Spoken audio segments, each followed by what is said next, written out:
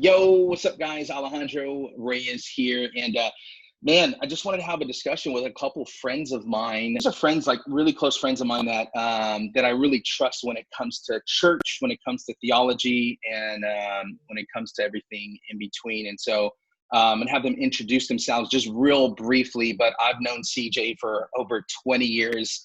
He's one of the wisest dudes I know, and just love the guy. He's one of my closest friends, and we've been doing ministry stuff and business stuff for a long time. He runs a successful agency as well as on the board of a church in Sacramento, California, that was voted the fastest growing church in 2019, 7 campuses, 22,000 members. And man, they had to get online in 3 days. And so a lot of CJ's thinking is, but what a lot of people don't know, and I don't think he publicizes, is CJ's got some theology game.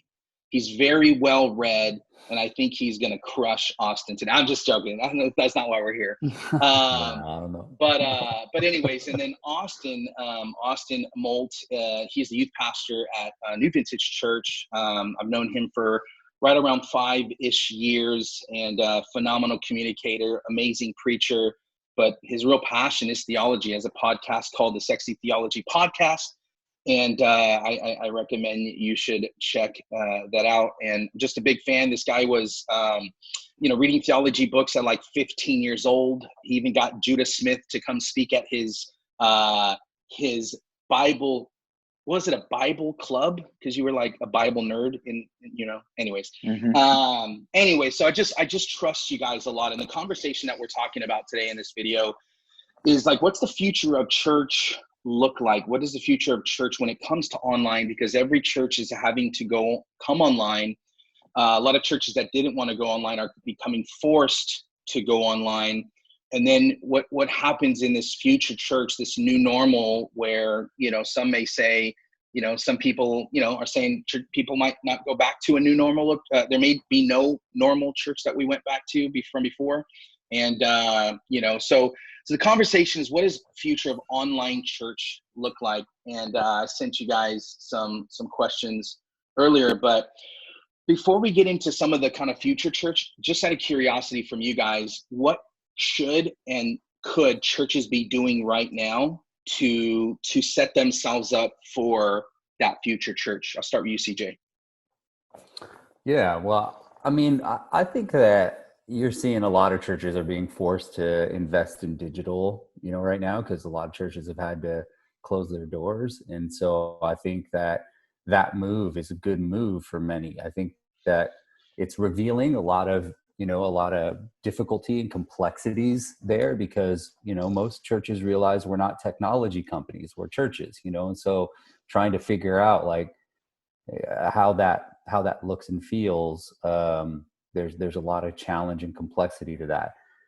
To answer the question, though, is I think like we have to continue to keep investing personally, I believe, in these areas. There's a lot of leaders that I talk to who see what's happening through this COVID crisis as an interruption and not a disruption. And having just worked as a technologist for many years, I've lived kind of through the tapes transition into CD transition into streaming. So professionally, I walked through 2 or 3 big transitions like this with big tech companies in the Bay Area. These were all disruptions. And while COVID itself isn't like a technological disruption, it's still a disruption. And so I think that churches need to like innovate and continue to invest in this, because I think it's going to be a big part of how we do church moving forward. That's good. And you literally told me, like, I literally got 3 days. And the thing I love most about you, when there's chaos around you, you're like Jesus in the boat, just chilling. Like for me, when stuff hits the fan, like people will see it on my face and my language. How were you able to deal kind of with that quick turnaround?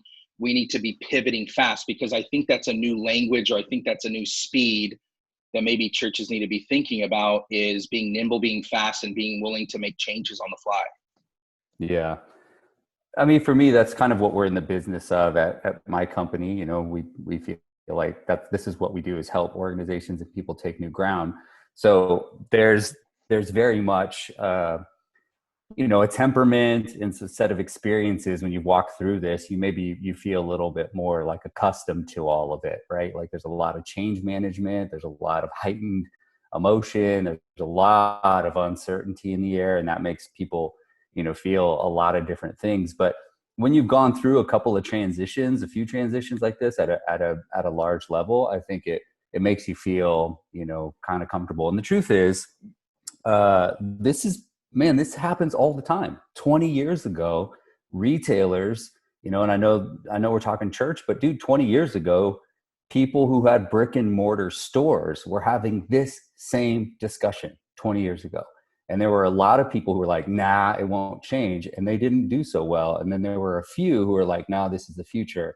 And they're the ones, kind of crushing it right now. And so I think that this is something the church is not immune or somehow that's not going to be affected by it. Like this is something all things kind of get affected by. So it's nothing new in that sense. So we have a lot of things to actually learn from. We have a lot of models to look at how organizations navigate this. So when you have some of that, you feel a little bit better, I guess, about, seeing the signs and trying to navigate them. No, it's great, man. How about you, Austin? Thoughts on, what have you been thinking about? You're in a youth group, but you're also kind of in the executive team here at New Vintage. And so just love kind of your thoughts on what churches can do now and the thinking for as we begin to re-enter. What encouragement or recommendations would you have? Well, to put in an illustration, I was thinking about this the other day when a buddy of mine who's also a youth pastor at a massive church was talking to me about their youth ministry and what they're doing and what the church is doing and areas are strong and weak. And this analogy kind of popped to my head. It's like when my freshman basketball coach told us for a practice, you can only use your left hand to shoot. And so that forced us to use an attribute we were not very good at. But come game time, he doesn't want me shooting my left hand from the 3-point line. He wants me shooting my left hand when it makes sense. And so I feel like this season is forcing us to an extreme almost of using our left hand, and we're going to get better at it. And when it comes back to when things go back to normal in the sense of there's not so much regulation from the government and all that stuff, and people kind of calm down and things of that nature, I don't believe it's that we're all going to be going digital with everything in our lives. There are still things that we need to use the other hand for. It's just that we're actually realizing there's some things that are working better digitally and more efficiently and effectively. And so we need to not ignore that other side. And so I think it's helping churches who maybe never would have used their left hand, if you will. It's forcing them to realize, oh, there's a better way to do certain things. Not all things, but some things. So that's kind of how I picture this moment in time, specifically with church. So I guess that's kind of how I view what's going on right now. I think the biggest thing I'm trying to think through is really what is success, and what are the metrics we should be measuring? What really needs to stay digital after all this? What needs to go? And that's kind of the crux of the conversation, if you will. But that's kind of where my mind's been at recently. Well, that's really good. Two things. One, I forgot you guys both are really good basketball players. CJ played a little bit of college ball. Austin played, high school. No, I'm just joking. I turned him down for Bible college. No, you guys are both I've enjoyed playing with both of you guys. So yeah, I guess to CJ, and it's a great you thing had that killer crossover, bro. Yeah, Austin doesn't know about it. I don't look like it now, but Austin doesn't know, but let him know, CJ. He had a crossover, man. He had a crossover. So anyways, you brought up metrics, Austin. I think it's really good. And CJ, every Monday we talk about, we were talking about this morning, the views, what matters. And so when it comes to metrics, for you guys in the 7 campuses, what are the things you're looking at for now as success when it comes to some of the metrics that you guys are paying attention to? Yeah, I mean, it's obviously a really important question because it's easy to get swept away by the vanity metrics. We had 200,000 views, maybe they watched for a second, but we had 200,000, so, but I do think that it's a lot more complex than just, judging a butt in a seat, so to speak. Like it's a lot easier. Online, you're talking about different platforms and they measure views in different ways. So for us, the short answer is yes, we're looking at total views, 3-second views, but we're also looking at concurrent and peak views, how many people are watching at the same time. We're looking at watch times, obviously. We're looking at engagement, just in terms of how many people are reaching out and seeking prayer. How many people are looking to take a next step. That is a massive metric for us. We're looking at giving. Giving is a critical piece to this as well. So for us, it's interesting in that our metric and data set has only gotten more broad than maybe before. But I think that's actually a really good thing. So yeah. No, it's really good. Here's the thing I think about, man. You and I had a conversation before COVID, and we were talking about people being, pastored online. I kind of want to transition to like, what's the new model look like?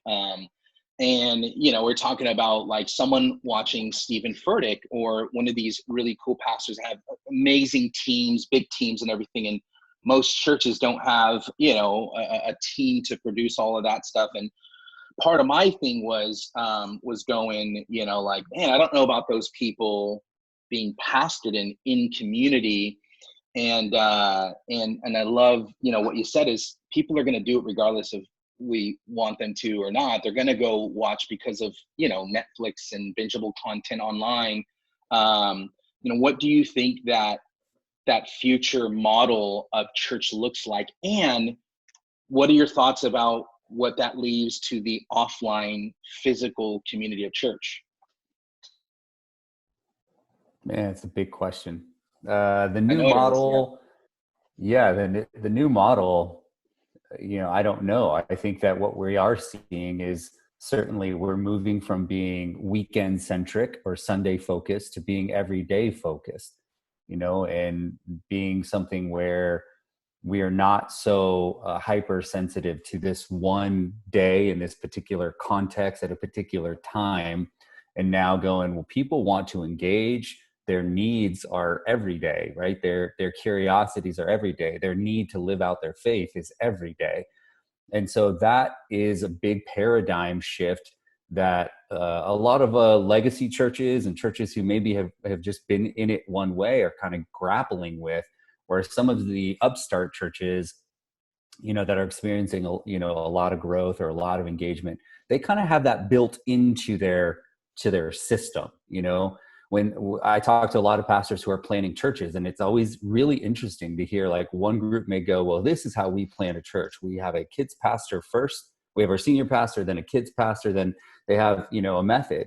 You talk to some of these, different school thinkers. I don't want to say young guys, because there's some older guys doing some incredibly innovative things. It's really not about age, but they're just the model's different. They may start at the core with like digital engagement at the core, where they have content creators that are helping those senior pastors have engagement at the forefront at the very, very beginning. And so what we say is, like, a lot of pastors aren't going to like this, but I got this from retailers. Retailers understood clicks led to bricks, right? So in retail, they knew if we got this online thing going, it actually fueled physical location, physical retail shops. It fueled that. The classic case, and there's many of them, is like Home Depot. As soon as they were talking about launching an online store, everybody, all their managers, everybody freaked out because they thought it was going to drive sales and it was going to drive their store sales down. And what it did was it actually increased it. So I think that, that's going to be a big paradigm shift. There's people now that we're talking to who are looking at viewers and listeners from their podcasts and from their content and going, wow, we have this group of people watching us or listening to us in these areas. And that is informing their campus strategies or their church planting strategies, right? Rather than just kind of going, we should go over there and just plant and dump a lot of, money and resources into it. So, I think at the end of the day, it's going to become a lot more every day rather than just a Sunday at a certain time, for starters. And then, dude, we could probably spend the entire time unpacking this, but at the highest level, I think that's one of the biggest things we're grappling with. No, I think that's awesome. And I know that's awesome. And I know, Austin, you obviously, your students probably talked, a year or two ago, Snapchat and they're online first, and probably, would rather do that sometimes than even go to a church. What are you thinking in your context, and then the bigger, outside of youth, like where do you see churches using, what's the new model look like based on what we've been doing over the last 6 to 8 weeks?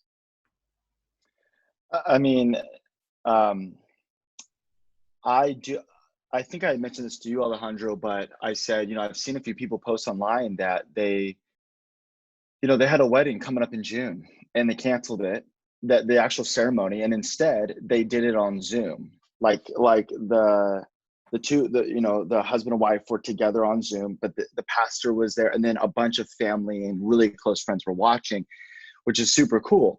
But it's not like the man and the wife the husband and the wife who were about to get married. It's not like they were in separate rooms or in their different apartments on Zoom. They were together. There are certain things I don't think, at least in the foreseeable future, that are going to happen digitally. But I think segments of those will. I think one of my bigger concerns, and we could probably unpack this more and more, is I have no problem with pastors or churches. When I talk about churches, I'm talking about local communities, not the church at large. I have no problem with them having a big platform. The problem I do have is when they have somebody who says they go to their church and they're 4 states away, that only benefits the church's platform because of the revenue that comes in and the views and the engagement. It does not benefit them more than if they were plugged into a local community. And so I am worried about, and to be honest, in the name of Jesus and in the name of we're spreading the gospel, we're actually sacrificing people's discipleship and growth because it helps our online platform and it looks like we're doing kingdom work, but it's actually not more beneficial to them than if we change some of our language and our perspective on certain things. So I think we got to be careful. We're calling platforms and audiences churches, and we're calling online MCs pastors when they're not pastoring anybody. So I think the language is misleading. And I think there's some of it that's good. I just think that we're conflating 2 different things into one, and it's going to cause confusion. So what I think for now, churches are still going to be meeting together. Their eyes probably will be awakened more to what they can do digitally. But I think, like I said earlier, it's only going to strengthen digital presence as of right now and maybe eliminate some peripheral things that can happen online. But I don't think anywhere in the near future, churches are not meeting on Sundays. Yeah, and I would agree with that. I mean, I think churches definitely should and will continue to meet. In fact, I tend to kind of think like we get I agree in that we get a little too binary on this. It's either this or that, digital or physical. I think, the reality is it's going to be some kind of blend of the two. What I tend to think though about digital communities is that there's a recent study that came out of Stanford University that's saying people are actually more honest in a digital domain. They're actually less likely to be to hide. They're less likely to maybe share they're more likely to hide what's going on in a physical domain. And I think there's a big question here that faces us as a church.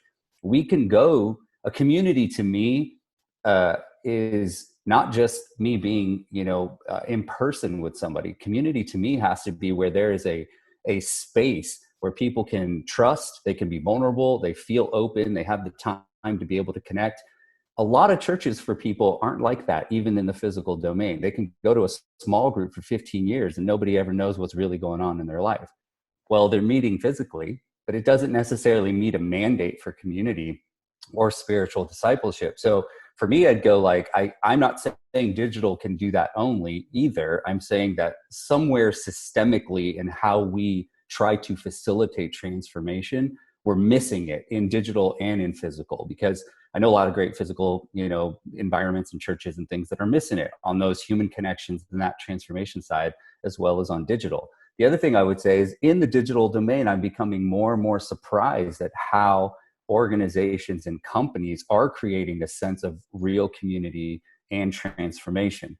Like take a Peloton, for example, right? I got a Peloton not too long ago when I was like I couldn't go to the gym anymore. Everything's like shut down. So whatever, we got a little Peloton. And I hate working out, man. I hate it with a passion. But what I've been finding is that if you see how these folks are, one, inspiring you to want to exercise and using digital to connect you to other people and creating a sense of like basically a habit where I keep coming back to this thing to connect, and people are reaching out and making sure like you're getting high-fived and all this stuff. To me, it's very interesting how this organization has found a way to bring to inspire me to do something I generally don't want to do, to feel like very motivated and excited to do it with a lot of other people. So, I think that it can be done. Digital has a way of, allowing people to be a little bit more open about what it is they're going through. A lot of younger folks feel way more comfortable telling you what they're struggling with via text than they do telling you in your face. So I think there's a macro trend also. We've set it up this way where we have trained people to communicate digitally. Look at anybody 15 years old and younger. They barely, I'm going to make a massive generalization. It's easier for them to talk via, digital forms than it is for them just to have a face-to-face. What are those implications on how we do community in church? So again, don't hear me say that I don't think physical church is ever going away. I don't think it's going away. But I think that the church, by and large, is totally underprepared and overinvested in something that is changing, and that's where my concern is. I get just one thing I would say is two things that come to mind. But the first one is I read this in a book probably 2 months ago, and the study is that Gen Z is having premarital sex a lot less often than boomers, for example. And I told that to my grandmother-in-law because we were talking about social media and stuff like that, and Gen Z, and it made sense in the context of the conversation. But I was telling her because we were talking about the differences between Gen Z, millennials, boomers, or whatever. Right. And she goes, "Oh, good for them." So, like she was like, "Wow, that's so they're getting back to, they're getting back to this and that, like, wow." And I said, "Well, hold on, because that sounds like a good metric, but actually when they looked into it, the reason is they're not able to seduce somebody because to actually be able to seduce somebody, you have to have small talk, you have to have charm or wit, you have to be able to look somebody in the eye, and they're not as accustomed to doing those things. They're more accustomed to the online platforms, and so doing that in person is very difficult. So a lot of them just kind of go, I'm good, I'll stick with my dating apps and stuff like that." Yeah. So I'm always cautious though, when we're, I'm not saying, I don't know the stat on people opening up and stuff like that. I'm not saying it's wrong, or that might be totally true. I'm just always cautious going, okay, but what's the reasoning behind it? The second thing I would say is, I believe that the church is God's message to the world of what the world is supposed to look like. So as the kingdom of God, we're supposed to actually collectively, not just individually, but collectively be the message to the world of, hey, this is actually what community and life on this planet is actually supposed to look like. I believe that's what the purpose of the church is. There's a few problems I have is, how are we going to be the message to the world when people live in a basement, they never actually are living in the real world together. And I guess what I don't understand is, I don't know if this is actually what a lot of Christians are wanting. I'm hearing the opposite cry out. I'm actually hearing people who are not very consistent in church going, I'm so excited now to just worship with some other people. So there's a lot to unpack there, but those are a few questions and thoughts that are rattling through my head.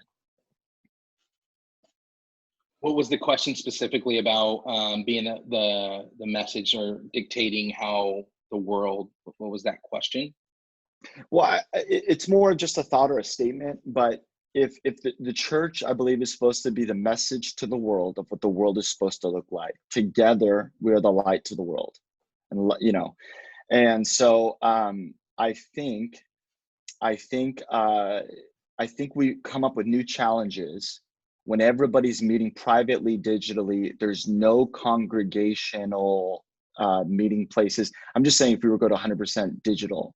And then the other question was, are people not meeting, or are people wanting to go digital when it comes to spiritual practice? Is that actually what people are wanting? Are they not wanting to meet together? I know it might be easier to turn it on their TV, but are we actually going to see more people that go, I actually don't miss gathering with fellow brothers and sisters in Christ on Sundays. I actually prefer this. I don't think so, but I have no data to back that up. But that'd be my question, To elaborate on that before you jump in, CJ, was you talked, Austin, about, I mean, we're called to get offering those like you had talked about. Can you elaborate on that? Yeah, well, I just wrote down something that CJ said because I thought it was interesting, and I've thought about this quite a bit recently. But he was talking about Amazon and stores and how brick and mortar complement the digital and all this different stuff like that.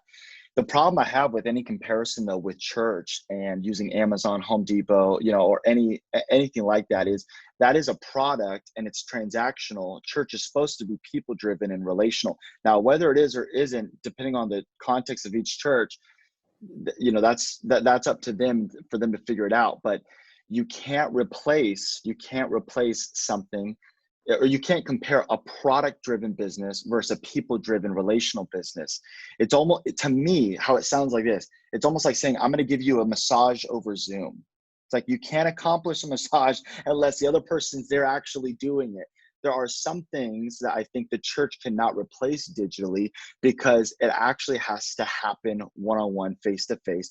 And one of those being, we're called to actually minister to God and to minister to one another. And I haven't seen anybody given a prophetic word.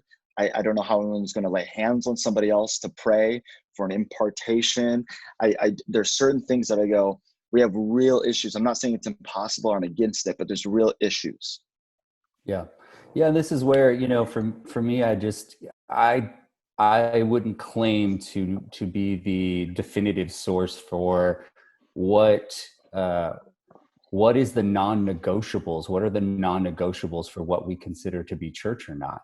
What I do know is throughout history, that has seemed to be in flux, right? There was a time where we were just like teaching audibly was the most ideal way to communicate story and principles, in a time where the temple had no Bibles, had no apps, obviously, but just an orator there passing on the information. And that was considered the best mechanism by which to teach people and to help them get the word, so to speak. That obviously has been in flux and has changed, not just with technologies like pen and paper, right? The printing press is a technology. The Bible, as most people know it, carrying it around in a book form, is technology. It's an older technology, but it is technology. So the relationship with church and technology has always been there. Paul used the roads and what the Romans put in place and what many civilizations put in place that were technological advancements as a way to advance the gospel. So how we relate to technology, I think, in our church history is just really interesting. I don't know yet what non-negotiables in terms of how we do church technology is threatening, right? Like I don't know if God said you have to have face-to-face, eye-to-eye, in person. That's what, constitutes church. I don't know what those are. But I think like those are the things that, digital is neutral. In many ways, digital is not our enemy. It's neutral. It doesn't have a soul or an intent or anything. It's how we use it, right? So I think as we define what it is that church is supposed to be, we're either going to find that technology can help us do that, or it can't, or to some degree, like it can do some, but it can't do the others. I just don't think it will be one or the other. I think there will be a blend. I think there will be some churches that manage just digitally, and they're going to innovate and find ways to do it.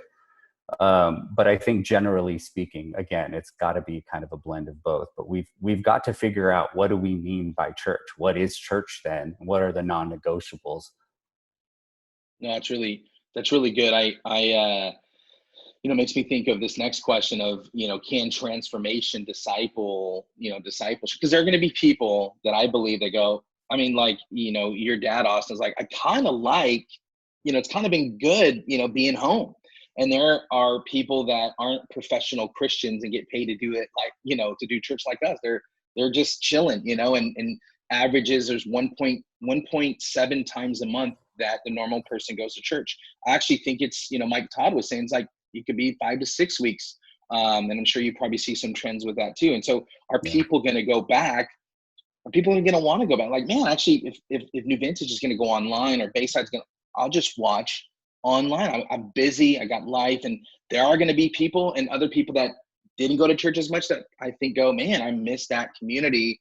And so the question goes, can transformation happen? I'm speaking about Mike Todd's church. So he has a church of 4,000, 5,000 members, grew from 350 just like 3 or 4 years ago, which is amazing. And the biggest portion of his giving, the biggest portion of his transformation, with his community is online. It's much bigger than his offline church. And someone mentioned that works with Mike said, he told Mike, you actually have a global church that so happens to have a physical location. And so I would say they're probably thinking, in their perspective and the language they're using would be, we are a church, a digital church, I would say, that so happens to have an offline.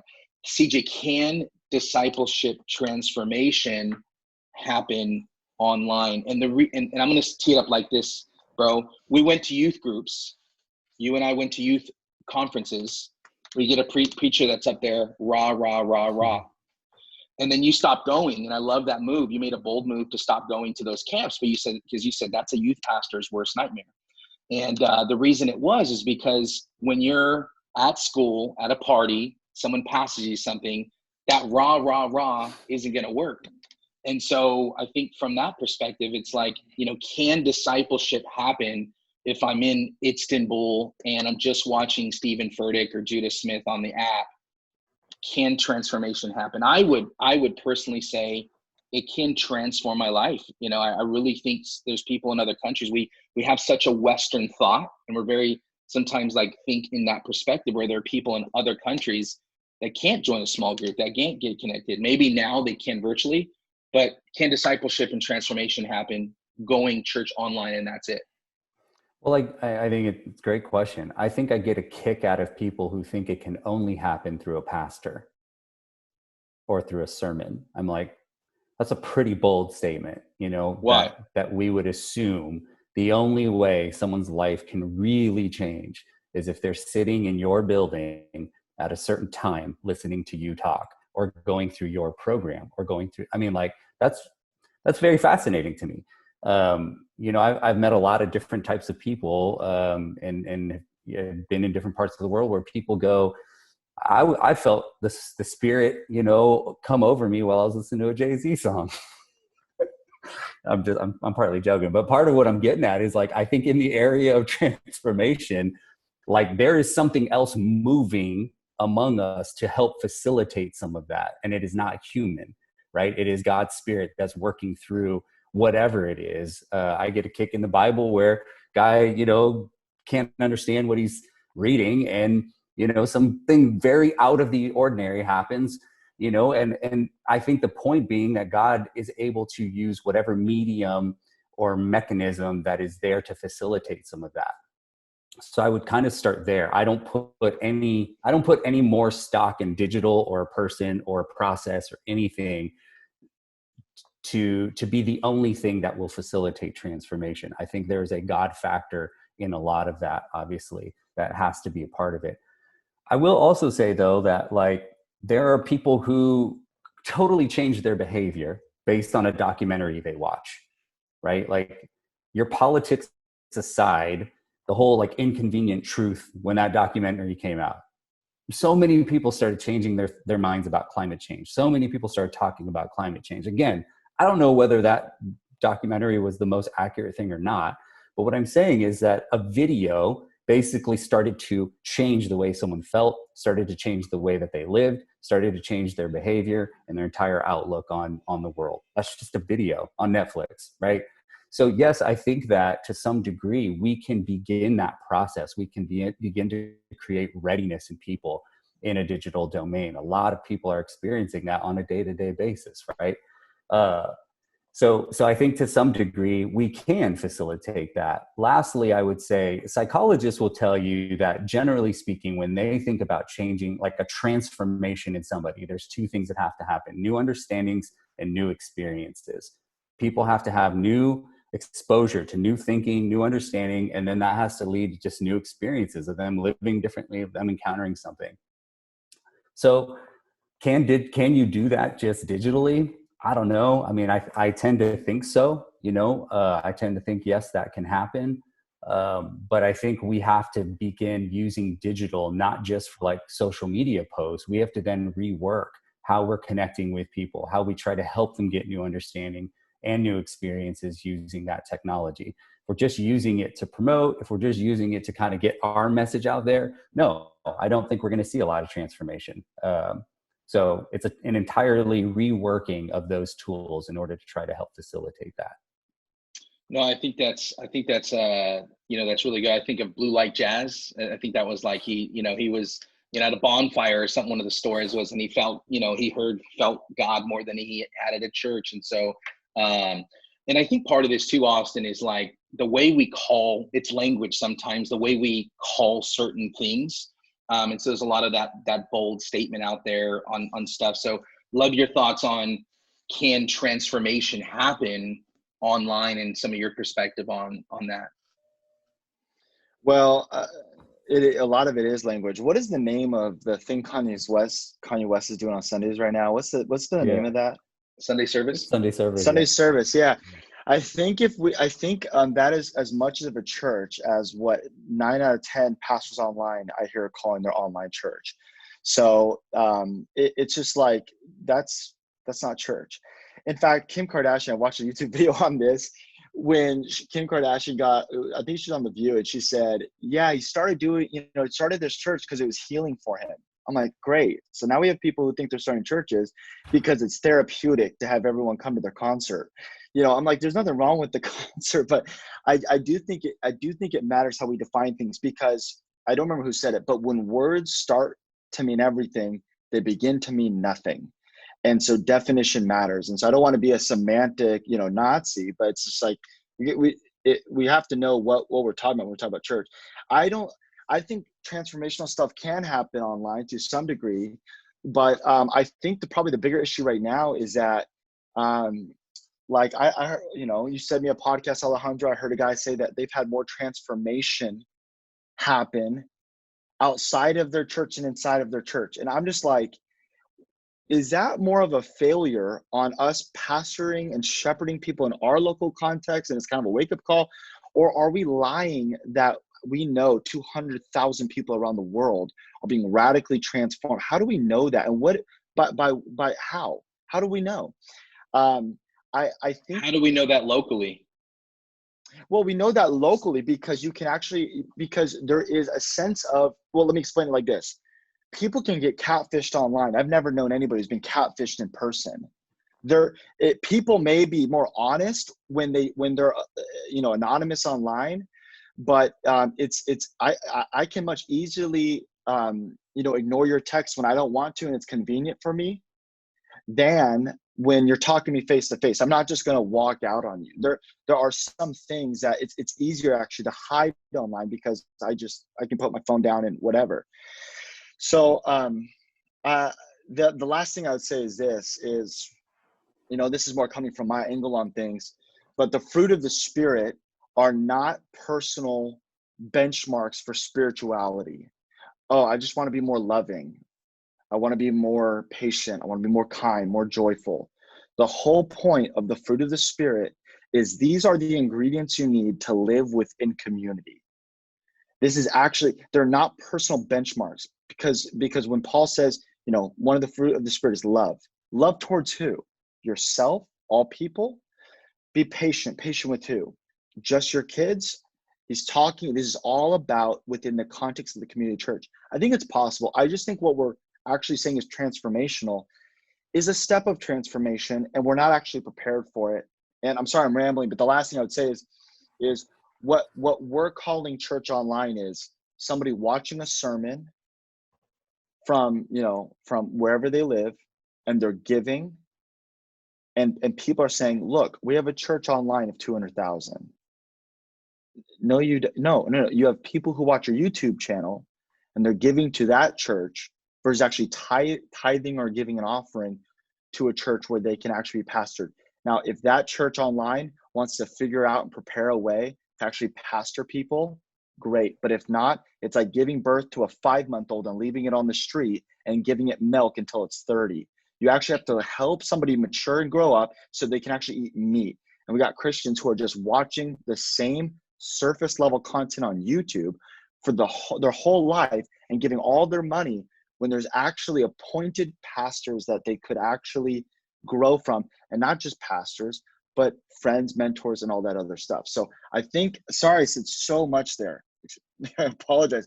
But I just think, I think some of it's delusional that this is actually helping people mature and grow.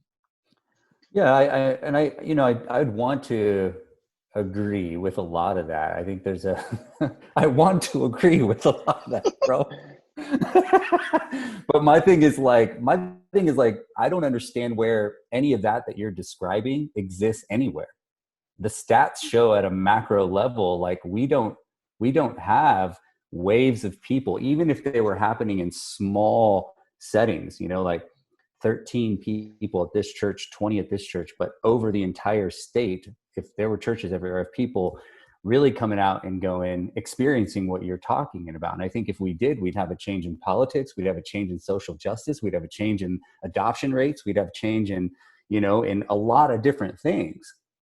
And so I'm not saying that it's not possible, but I think there are a lot of non-Christian people too who would go, where are the folks that you're describing, that are so transformed because they have been, and I don't know what that means. They have been pastored so much that they are just, what you described.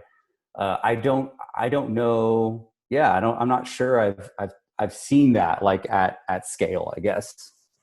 So maybe I say something for you. I say something I want to pass to you, Austin, is, I think about that too. One of the biggest problems in churches, and this is why guys that I know like sell products on this stuff, is, churches are really good at the front, reaching people, but then the back door, it's the same thing that people have been dealing with since I've kind of been in and around ministry for the last 20-ish years. And it's the same, like we don't do a great job funneling, filtering people through connection, pastoring. There's drop off at each stage of the funnel. There's drop off at different tiers. And so like, I would say something similar to you, CJ, is like, are we really actually, we're getting kind of like, online thing is not the best, but like, are we actually doing it with the physical very well? And I would say, I don't think churches I talk to, churches I work with, are doing a great job, Austin, of creating that level of transformation. And what is the barometer of that change? Like, do we have, hey, there's 57 people every month going through this, and they actually went from a 1-year-old Christian to a 7-year-old Christian because they've been through 3 Bible studies. So love your thoughts on what is actually the metric, since we're talking language, or what is the growth? What's the physical, I can see their growth, like the next level of their age. Or how do you, yeah. Well, let me ask a clarifying question, just because I want to answer it, because I said so many points last time I talked. When you said you want to believe what I'm saying, but you don't see, you said you don't see that on a macro level. Specifically, were you just referring to people being transformed that are a part of church communities, or were you saying something more specific than that? Yeah, I think the level of transformation that you were describing, that I think what you were saying was can't happen, from online ways, or, people watching YouTube and stuff. Like that piece, I'm going, that level of transformation that you're describing, a part of me feels like, you know, unpack where and how all of that is happening, because even if we had 50,000 churches who really figured that out, the impact of that, I mean, we had 12 disciples who, you know, maybe figured some of that out or didn't, and there was a huge impact, but like there would be a much bigger impact, I would think, from some of that. And yet, I guess what I'm trying to say is like our trends, our culture, our society doesn't necessarily reflect that. So, and I may have misunderstood, man. So if I did, you know, this would be good. No, it's good. Even for me to hear your clarification. No, yeah. I might not have been super clear, but what I meant more was, I don't think it's impossible. I just think that what people are calling it right now online is the same issue that we have in the physical locations. So people are coming to church and they're giving, but it kind of stops there. And so then we have these things online and we're like, oh, kudos to this guy because he has 200,000 people watching. It's the same issue with those that it was before, just spread out over different churches. So my issue is more so not that it can't happen, but rather it's still not happening. And we're not as prepared even online with the people who we are deeming as, say, they're successful in an area. Yes. But if it's going to stop there, then we have the same problem. We just moved locations from in person to digital. Yeah. For me, what I mean by transformation is this: if Jesus was to say to us, "Hey, I'm going to meet with you guys every day for a half hour. I'm going to teach you everything I know," and we would be like, oh, all of us would be like, absolutely. Like, that's actually the promise of what the Spirit says he's going to do as we become disciples. Like, discipleship means student. It can mean apprenticeship. And so sometimes the Christian thought is thought so much of as a belief structure that you know, changes your behavioral structure. But we forget the kind of discipleship journey or the learning or the apprenticeship that we have to Jesus as followers. And that is a slow, long, grueling process. And it's transformational, and it happens over time. So I guess what I'm trying to say is, if we were to do all online, I think it's probably possible. I just don't think we're there yet, you know, speaking broadly, but we actually have to help teach people how they can be followers of Jesus beyond giving money, beyond just all this stuff. And so we look at what the early church did. They broke bread. There was community and fellowship. They were dedicated to the apostles' teaching, and they were praying. I think those are 4 great benchmarks to start at. And the last thing I would say is, you know, I think that's it. I think those are 4 good benchmarks, but that's what I mean by transformation. I mean, lifelong discipleship where people are learning from other Christians, pastors, and all that stuff to actually become mature Christians. And we could get into the weeds on all that, but that's pretty much what I meant. No, I agree with you in a lot of ways. Like, I don't think that we don't know how to close the back door generally, you know, and I think, Alejandro, you mentioned a point on that, and Austin, sounds like, you know, you agree with that. I would too. I think that it's a lot easier to reach people. I mean, one of the things that I hit a lot with some of the larger churches that I work with is I go, our ability to reach people because of technology has exceeded our ability to care for them. You know, we can reach millions right now for couple $1,000 even, do it from your phone, but we can't care for that many people. We don't have the capacity. We don't have the processes.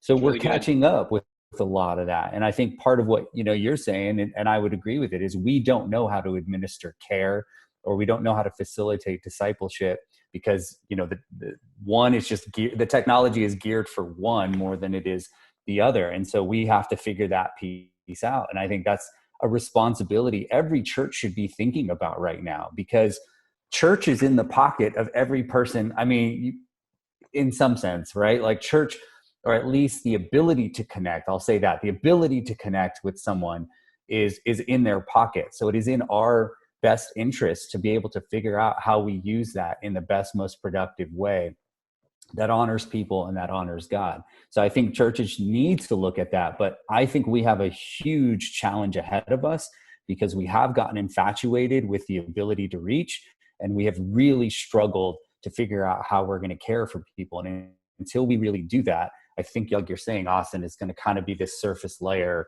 thing that exists. No, I think that's really good, man. That makes a lot of sense to me. I think whoever figures that out is going to make a lot of money. That's the marketer in me. But like, ooh, a business opportunity. Who should I partner with? No, I'm just kidding. But I love that, and again, we can reach people. It's technically what I do for a living, but man, the ability to care, it's easier. There's no friction. Boosting a post, sending ads. Man, care takes a lot of work. It takes rigorous work over a long period of time, dealing with people that are messy and flaky and not as invested as you are. So it's real hard work. So, man, I would love to eventually, as maybe the next month or two, have kind of a part 2 on this stuff because it was really fascinating. But any closing thoughts from you, Austin or CJ, on just kind of the future or what you're thinking about or what's next? Yeah, I think we probably ended up a lot closer than I assumed we were at the start. And it's easy to make a baby. It's hard to raise one. I think that's the actual issue. It's actually very easy. But that is the issue. And I guess my issue is not with digital. Is that it looks to, I think some people are thinking, oh, we're moving over to digital. And it's like, you still got the same issue in principle. And so I have no problem with digital, but let's not act like just moving it over to that and getting more people on your live stream is actually fixing the problem that we had in the first place. Mm-hmm. So I have no problem with it, as long as we're not being delusional, acting like because revenue's going up and viewership's going up, oh my God, like, holy cow, we're reaching the world. And then you got tons of babies who have faith in Jesus, and they have to rely on a snack on YouTube or Facebook once a week. They have no real deep relationship, whether that's over Zoom, FaceTime, or in person. So that concluding thoughts, that would be, kind of some of my thoughts. Yeah, no, I would agree with that. I mean, our challenge, really the goal is transformation. The goal is discipleship. That is the goal. And so too much of the conversation gets monopolized by the technology, by the reach, by the numbers. I get that. I think for me, my closing thoughts, if they're, I don't know, my thoughts, I guess, are, one, at the same time, I want to be open-minded about a person who's out of my, neighborhood, who is watching a YouTube video. That may be a big step. I've had multiple comments from people who are like, 12 years ago, this happened just this last weekend. A guy was like, 12 years ago, I decided I'd never step foot in a church again. And I haven't since, but I did watch this service online, and it's changing my view a little bit about things. I think that people's next steps, in their context, is always potentially outside of anything I can see or feel or really understand. And so I want to be open to how these technologies can maybe draw people closer. So I am very much, excited about the possibilities and the potential for digital. But at the same time, like you, Austin, I think that pastors have to just as much be thinking about, okay, what do we do when we get them? And have to be doubling down on that right now. I think we have to have both of those things. And if we don't, the church at large, I think is going to struggle. No, man, that's really good, man. Well, grateful for both of you guys. CJ, you can connect with him at CJ Alvarado, and then at Austin Molt. Guys, appreciate you, and man, we'll see you next time. Thanks, guys.